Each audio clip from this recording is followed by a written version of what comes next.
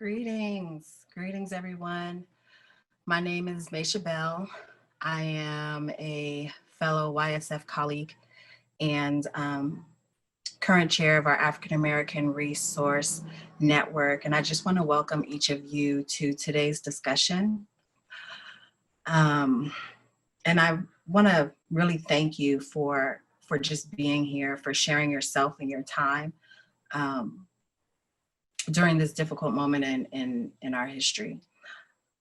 The hope is that this space is going to provide us the opportunity to reflect and to share on how we've individually and collectively been impacted by the recent murder and the handling of that murder of George Floyd.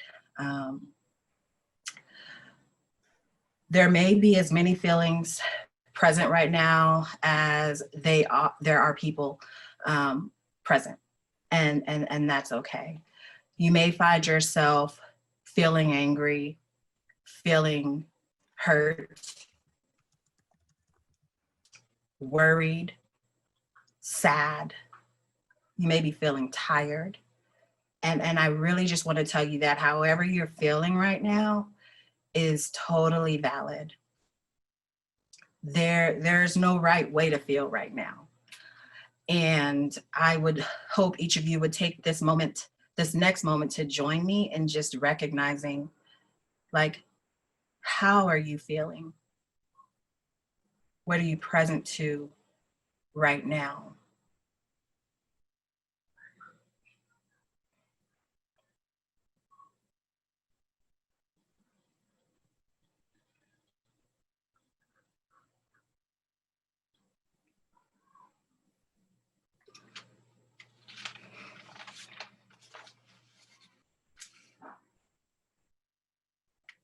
As you get present to those feelings, I just want to tell you, as we move through this dialogue, I really hope that we uplift the space of empathy, that we're able to provide a space of transparency,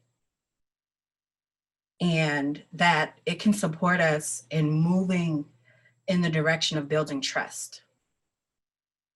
This will be the first in a series of dialogues. And what comes next is really going to be an organic manifestation of what we share here today. The bulk of our time is going to be devoted to us having dialogue together. This is going to be accomplished through the use of breakout groups. And there's going to be a total of 8 breakout groups shared on the screen. And the hope is that between now and the start of our breakout groups, you select which one resonates for you right now. And it's just that simple. There's no preconceived ideas of who's going to go where. It is really up to you to decide which of the 8 breakout groups you would like to join. Once you've made your selection for your breakout group, we ask that you would rename yourself, rename your Zoom name to incorporate the number of the breakout group that you have selected. So if I am selecting to go to group 1, African American Resource Network, I would rename myself to 1 Maisha. If you experience technical difficulty getting this done, don't worry, because there's gonna be someone in the main room who can assist you in getting to whichever group you select.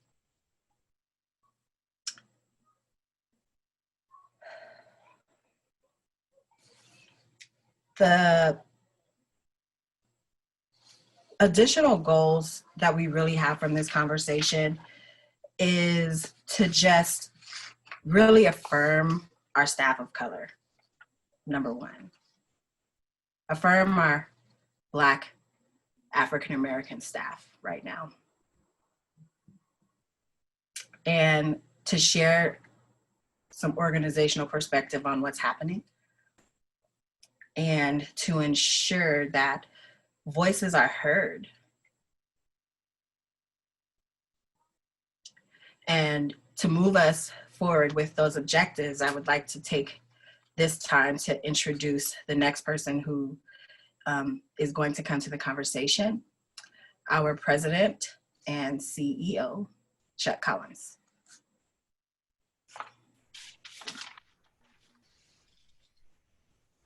Can I be heard?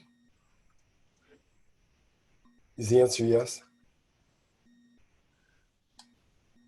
Yes, Chuck. Yes, Chuck. Thank you. Meisha, I want to thank you. I want to thank you for your courage and your introduction. I want to thank you for the path that you take us through. I want to thank you for your work. I want to thank you for the person that you are and for the truth that you speak.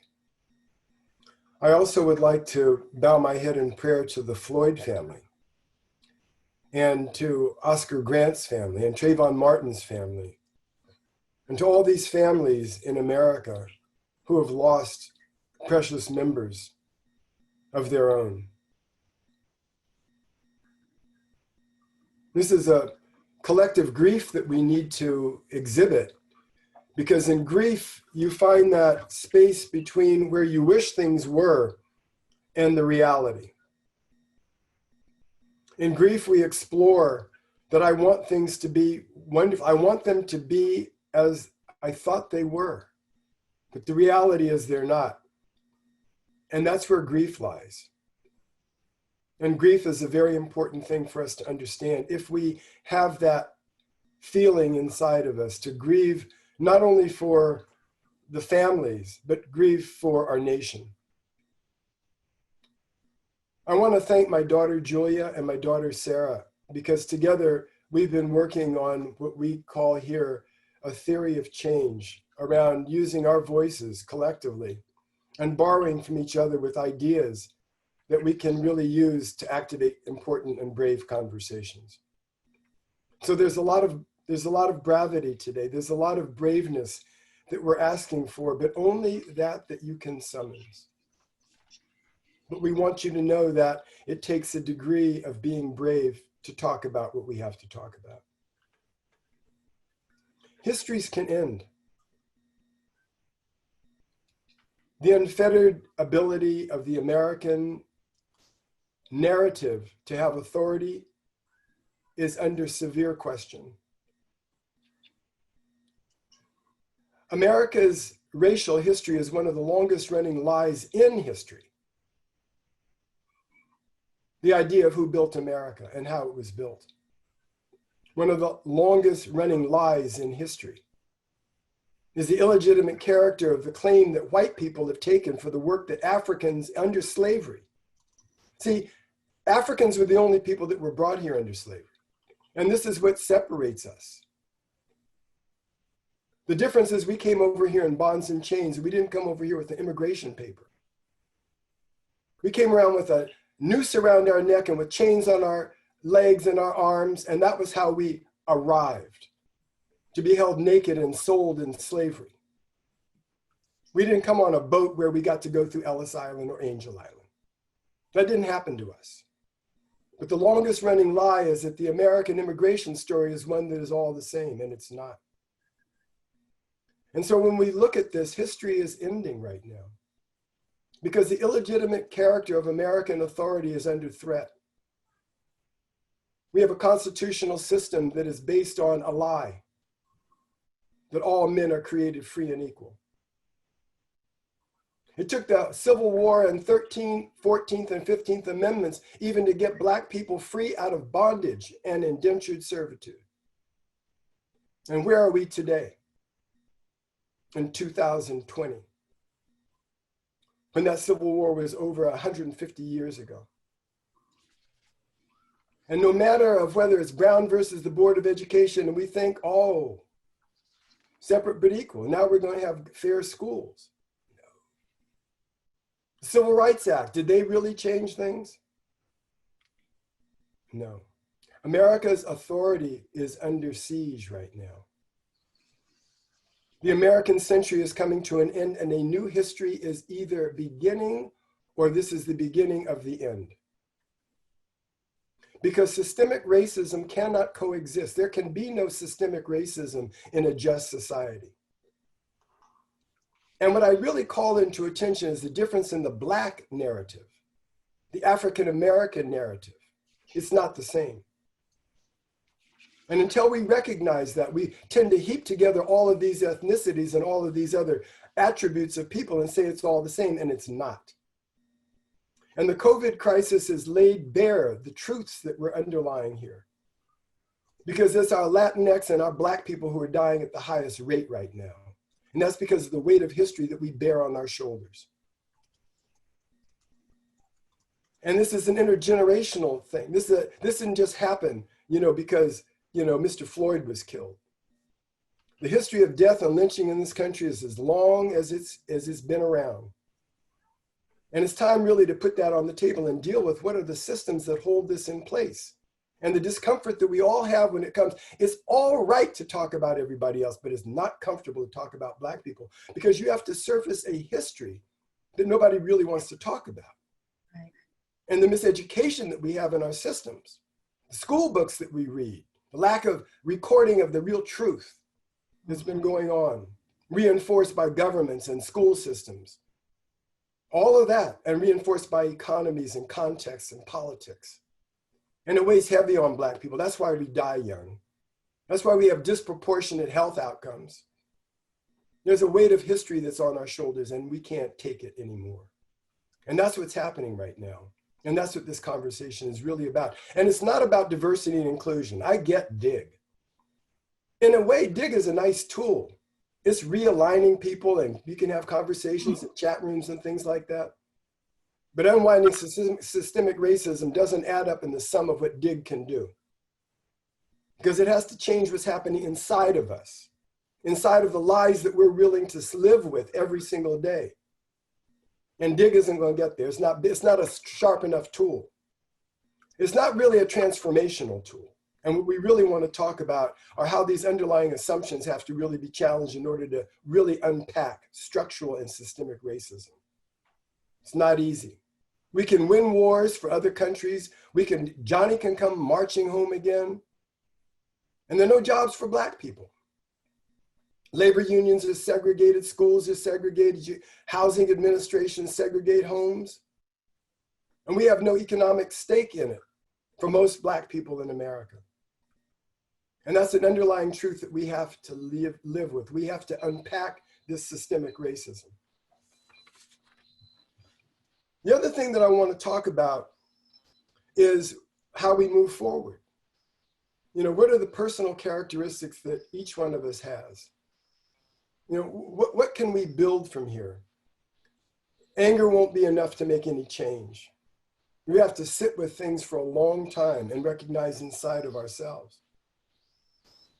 And in this time, as a Black person, I've got so many white people come up to me and say, well, what can I do? It's like the product of the victim has got to tell you what the hell to do. I'm tired of that.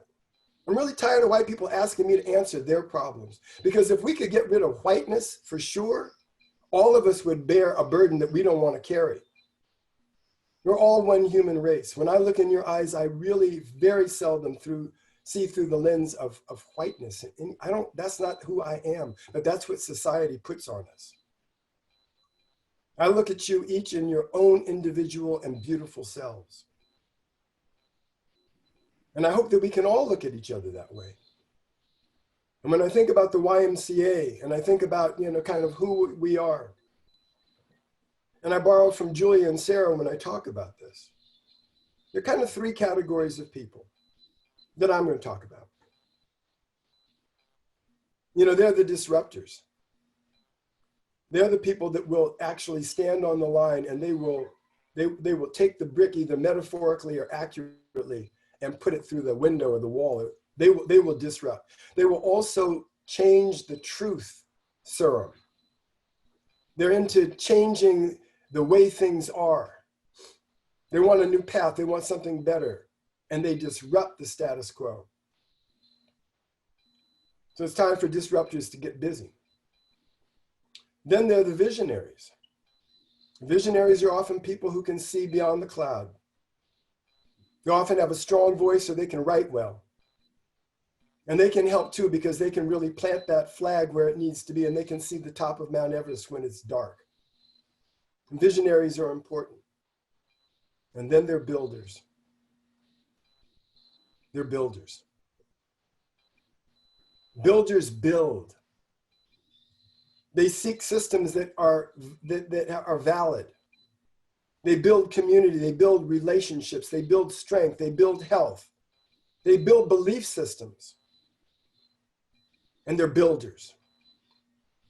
And when disruptors can really catch your attention and a visionary can give you a voice, it's left to the builders to build the new state, to build the new millennium, to build what we have to believe in order for truth to really bear witness and to close that gap of grief that we feel.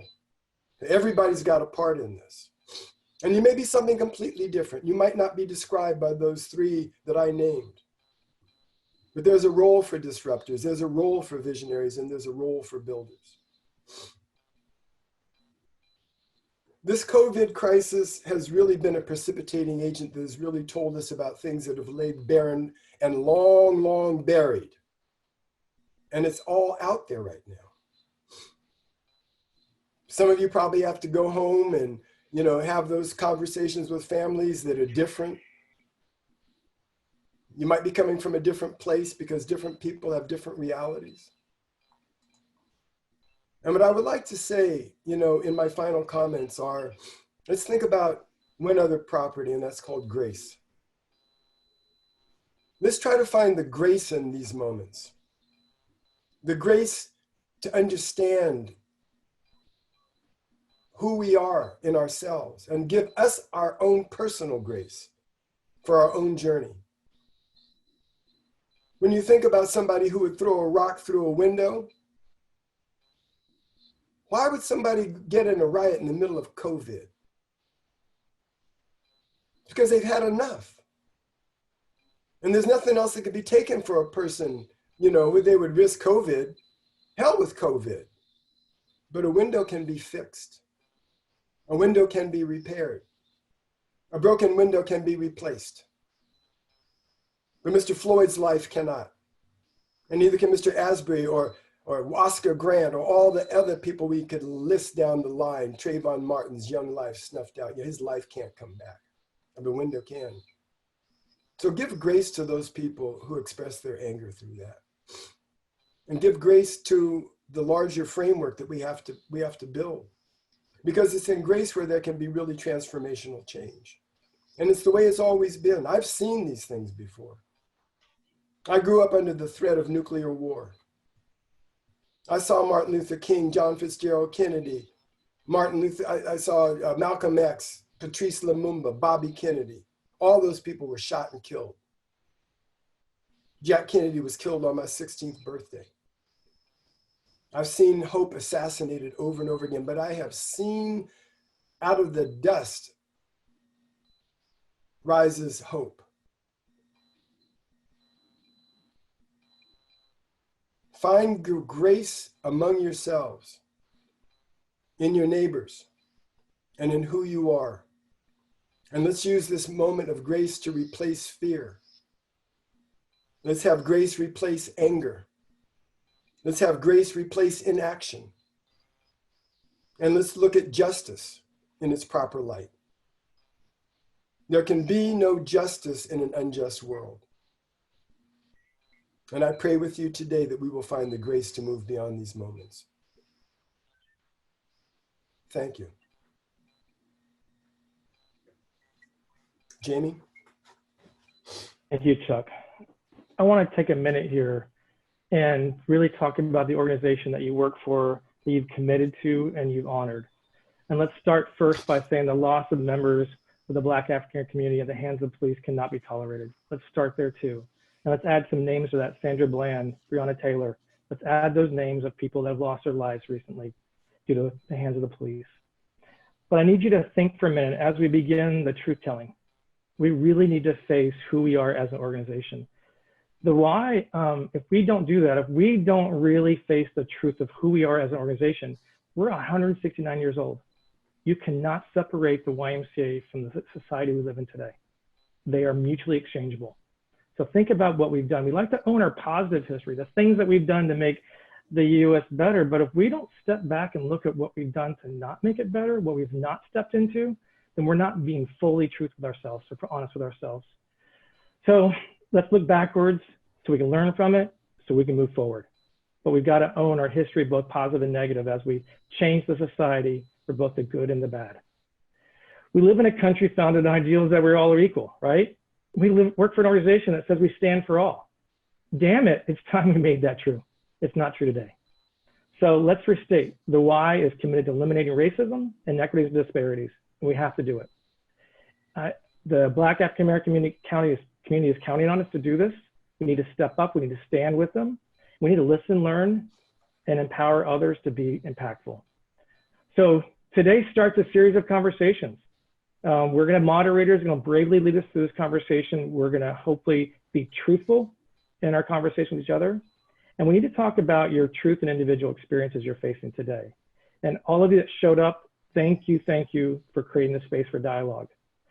I look forward to participating in these conversations with you. I hope Just want to give everyone an opportunity to really have some space to share your thoughts, your feelings, anything that was said during the breakout group, anything that was not said during the breakout group.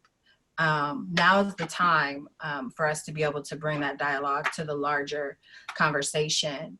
The best way for us to do this is if you would like to contribute to the discussion at this time, if you go to your to the participant list, there is a function on most devices where you can raise your hand, and then you can be unmuted to share. You may also chat your comments in the chat box. If you're unable to unmute yourself, you can note that in the chat box as well, and we will be looking there to support those who want to have a time to speak. So right now at this time, the floor is ours. Anyone who has anything they'd like to share, please feel free to do so. I wanted to ask a question when we were in our group, but it's also for the larger group. At one time, we were having something called implicit bias training that was rolled out, I believe, to a couple of the branches. And I asked a few times about that, and it was being rolled out. And I'm wondering, number one, well, that'll be my only question. Are we still going to have implicit bias training that will be for all staff in the association, not just particular branches? Sheila, this is Takaija. Yes, we are still planning to roll out the implicit bias training. Where we are in that process is developing a workbook. It's because the online implicit bias workshop is just not enough. We did a few test cases with a number of groups, and we need to ensure that there's something that's in addition to the online implicit bias training. But that's a great question. Thank you.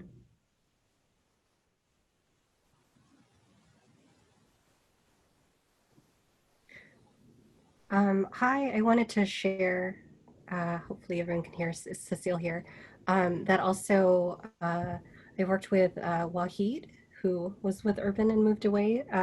We have, he's created a cultural humility and equity toolkit that has activities to continue on the path. There was a question about pathways for continuing the work.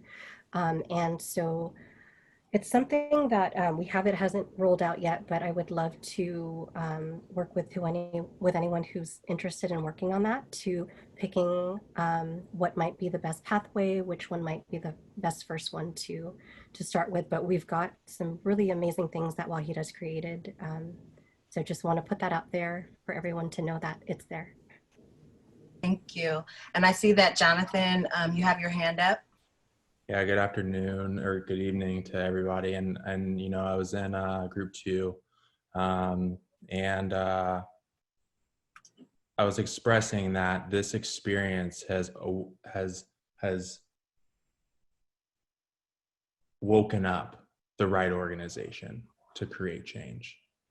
And there are about 160 individuals on here, and they're here because they want to be, not because they have to be.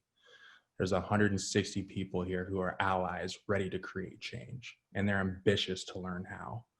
In our group, I've heard people say, I want to, but I just can't because of certain elements, or I want to, but you know, there's limitations to what I can do. And regardless of protesting, regardless of whatever it may be, just being present for yourself, resilient for yourself, and resilient for your friends, and calling it out is important to me. But isn't it great that we have a collective group of 160 people here who have went into these individual groups ready to make a difference? And that speaks volumes to our organization. That speaks volumes to the movement we're about to make.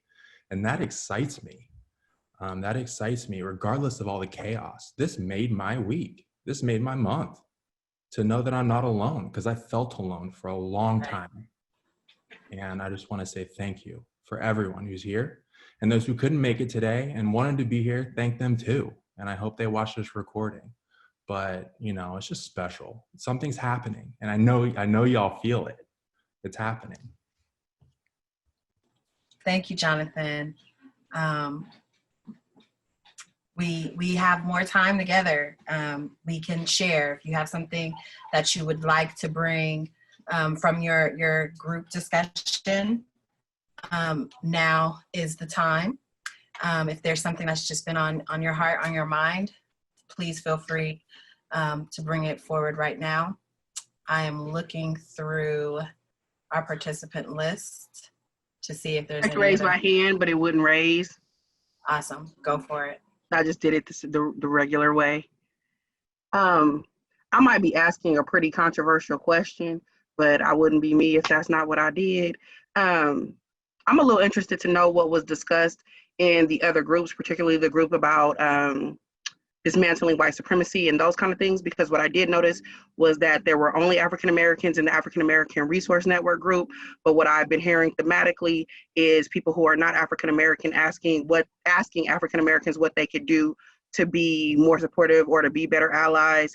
And so I found it particularly striking that there was no one other than African Americans in the group that was predominantly for African Americans. So I'm just a little curious about what type of allyship or what type of things were discussed in the other groups, so that we can have a real life conversation about if that's what we really need, or if these are assumptions that are being imposed on us in terms of what we really need.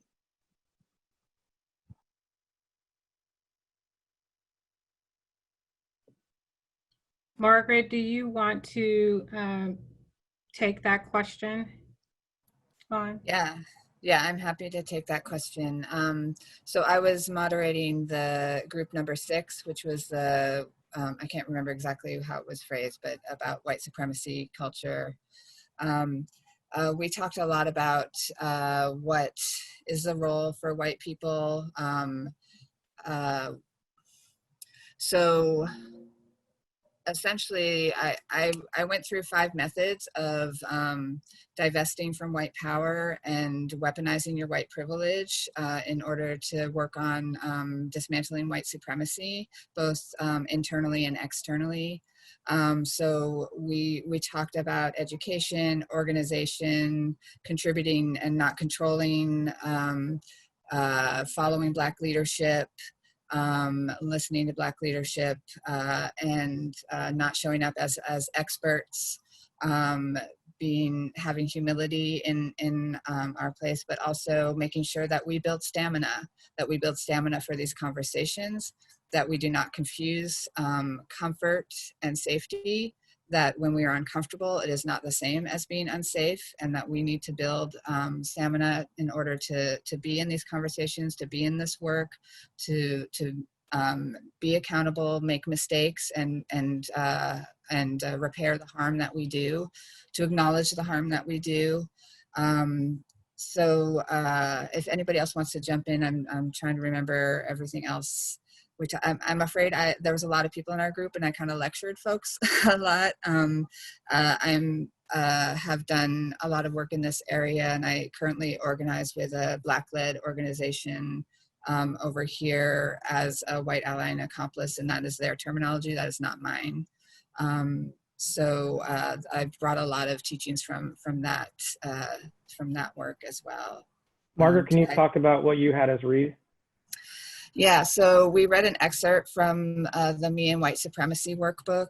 For folks who are not familiar with that, that is an offering from Layla Saeed. She's a Black Muslim woman who lives in the Middle East, and she wrote this amazing workbook that takes white folks, particularly, anybody can use it, but it's particularly directed towards white folks to examine the way white supremacy operates in our life, in our work, in our relationships, internally.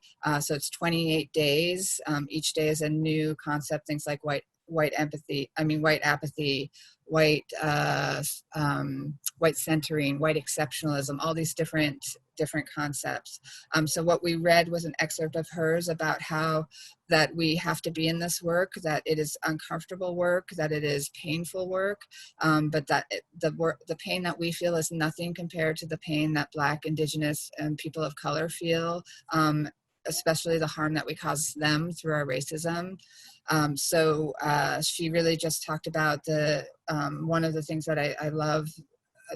I'm going to summarize a quote where she talks about white supremacy being like Novocaine that we take to numb the pain of the racism the pain that we cause through our racism, and that when we start moving into this work and waking up from white supremacy, that the pain starts coming back, but we reconnect with our humanity.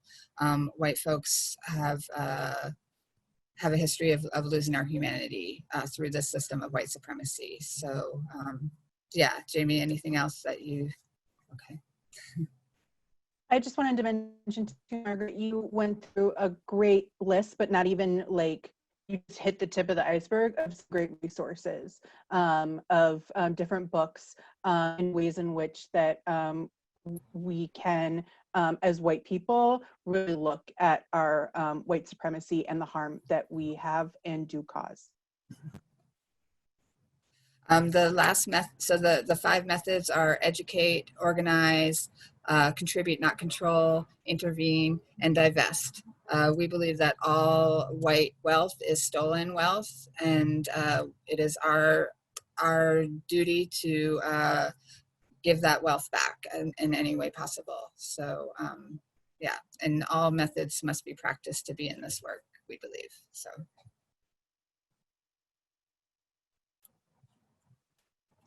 Thank you for providing that insight and for sharing what was discussed in your group.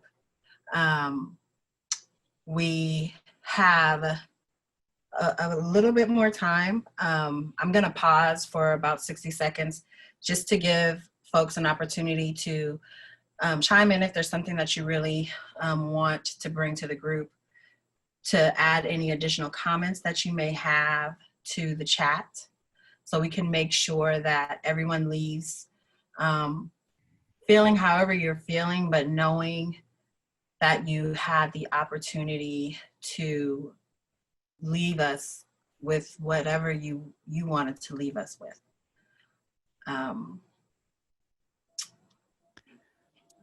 Yeah, this is Deanna. I just wanted to weigh in on what Lysandra said. I'm really glad you brought that up, Lysandra, because so many times I've seen the flyers for this, the African American ERG.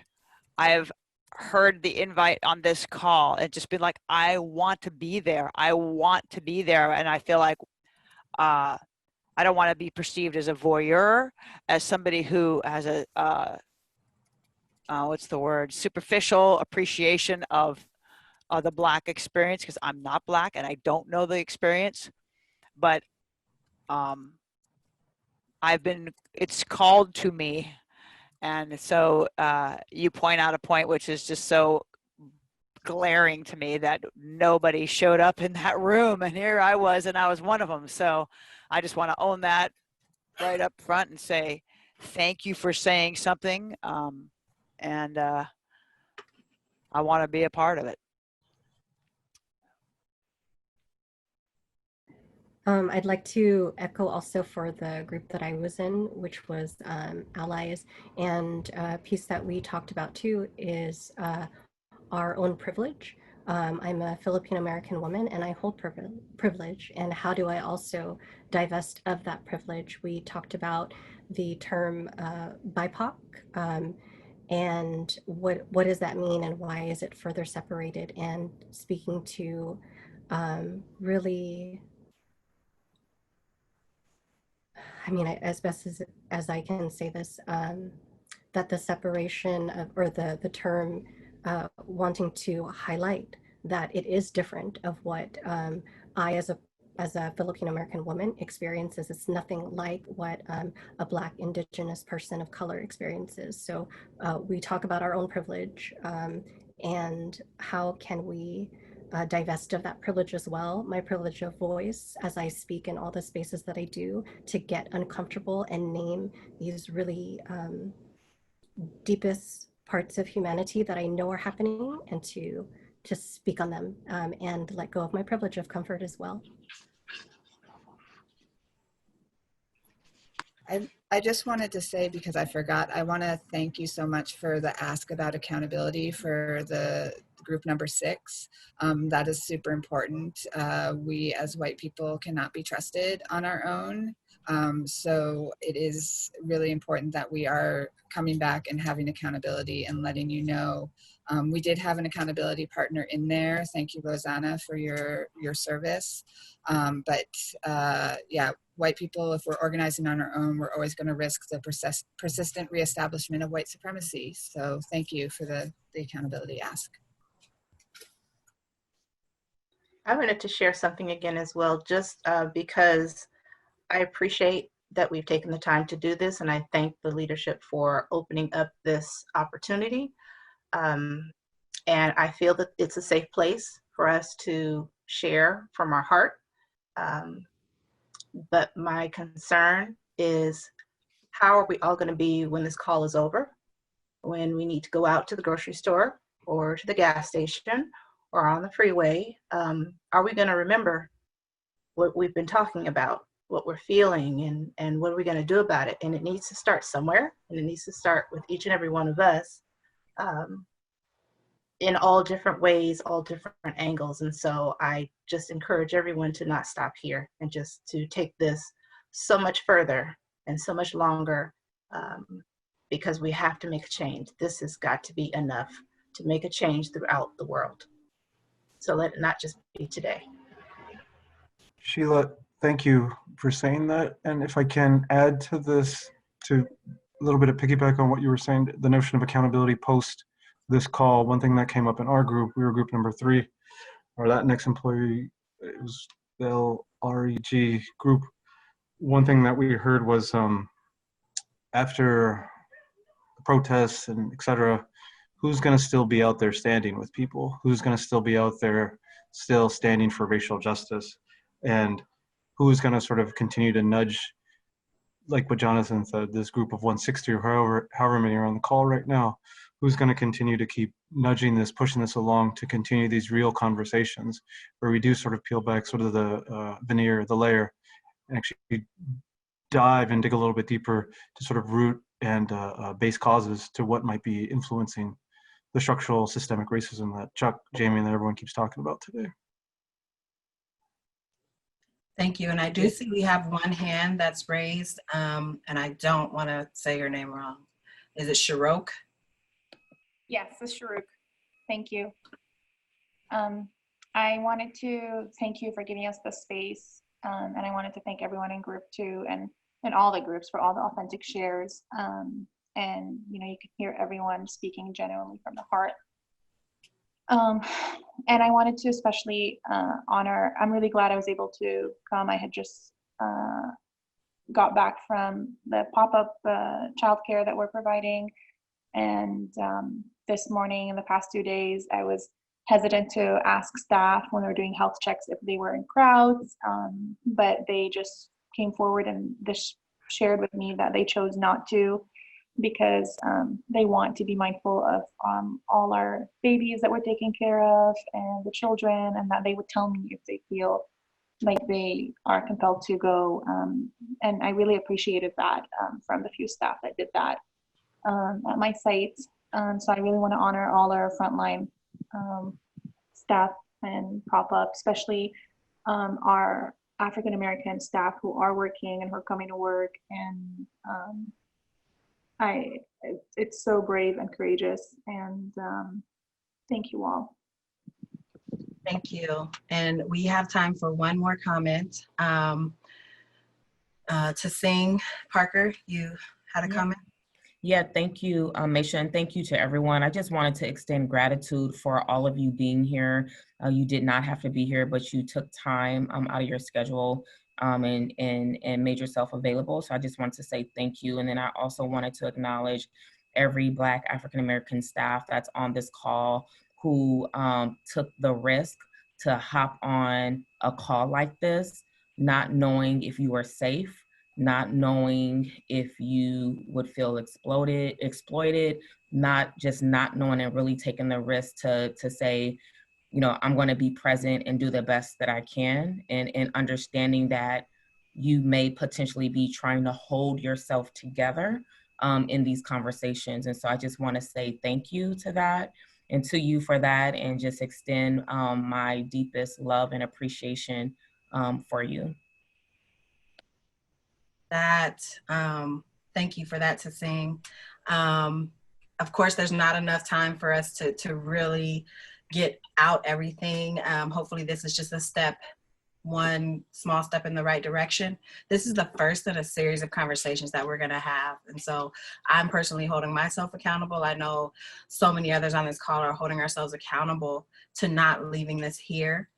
We're gonna keep everything and review everything and create action based on the notes that have been captured from our conversations today. And we want to make sure that you have a space to go if you want to continue having dialogue while you wait for those next steps, or if you want to continue to organize as we move forward. We currently have 5 ERG groups within our organization. We have the African American Resource Network, the Asian Pacific Islander Leadership Network, the Women's Leadership Network, LGBTQ+ Resource Group, as well as the Latinx Leadership Network.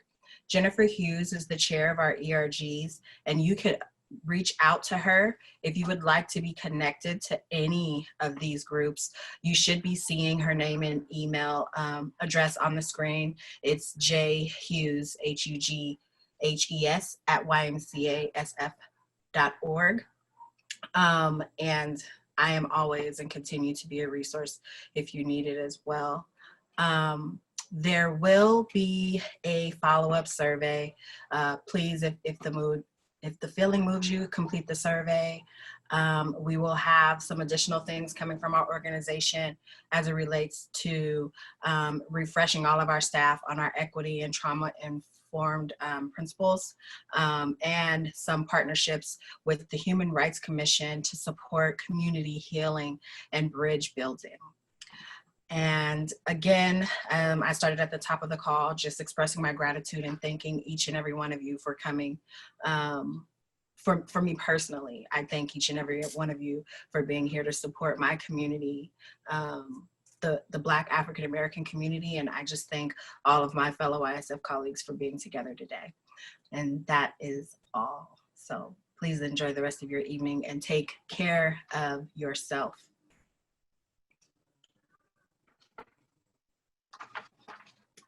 Thank you. Thank you. Thank you. Thank you, everybody. Thanks, Kyle. Thank you so much. Thank you, Meisha.